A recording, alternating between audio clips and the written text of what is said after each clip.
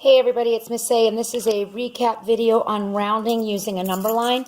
This is a strategy for success with rounding.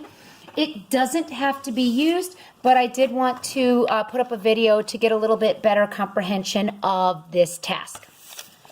So, when you are rounding with the number line, you're basically coming up with your low-end estimate, or what we call reasonability, and your high-end estimate, which is what we call also reasonability, figuring out the midpoint, and then determining whether it's on the left or right of the midpoint. So, let me give you an example. It's best to just see it with an example. If I have the number 1,251, and I want to round to the hundreds place.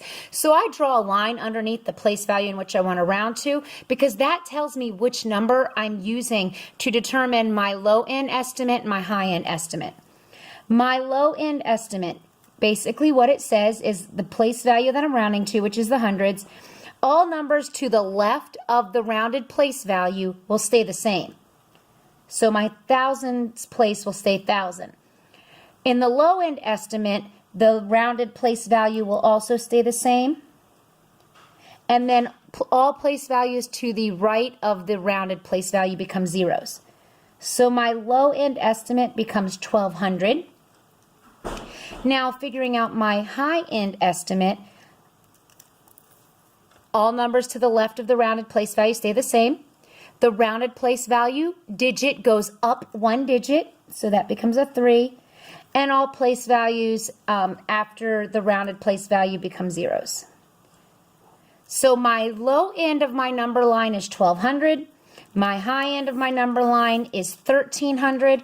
And then I have to figure out halfway in between. So the children were having some difficulty figuring this out. So I told them to cover up the place value that they didn't round, which would be the thousands place. And then what is halfway between 200 and 300? And that's a little bit easier than thinking halfway between 1,200 and 1,300. So halfway between 200 and 300 is 250. And then we need our thousands place. So this is the number line with our low end point and our high end point and then our midpoint. And then what the students have to do is they have to determine, does this number 1,251, is it on the left side of our number line, which means it comes between these two numbers, or is it on the right side of our number line, which means it comes between these two numbers? So 1,251 is about here. So what that tells me, it is closer to this end. There's less distance between this end than this end, so it would round to 1,300. All right, so here's another example. Let's start off with something kind of small. Let's do 54. And I'm rounding to my tens place. So my low end estimate would be 50.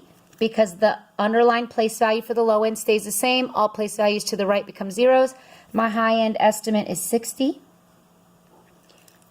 The place value we're rounding to goes up one digit, and the place values to the right become zeros. Halfway between 50 and 60 is 55. And now the number 54, does it fall between 50 and 55, or does it fall between 55 and 60?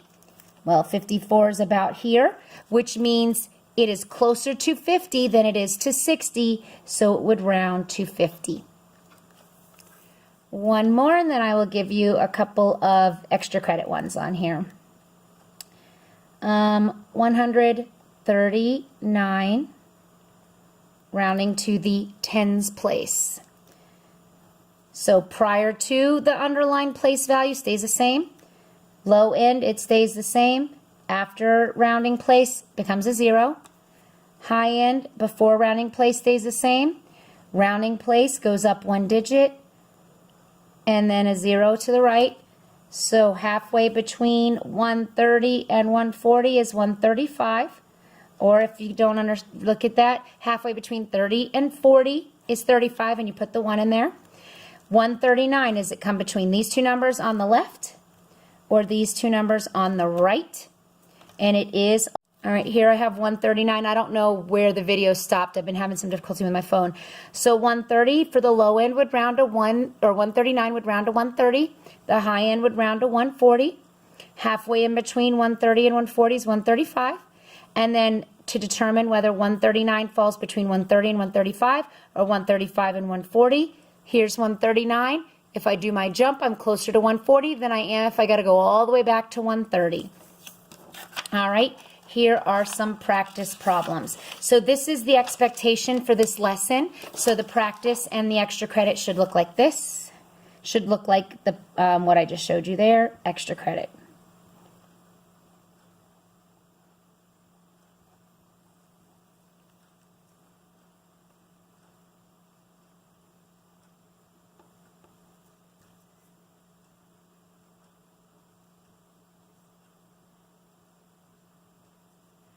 All right, so those are the 3 problems for extra credit.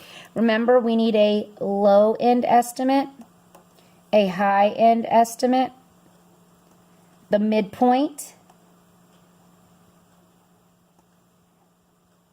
and I would prefer the children to show the jumps to see which one is a smaller jump, and then circle the end that it would round to. All right, thanks for watching, everybody. Hope this helps.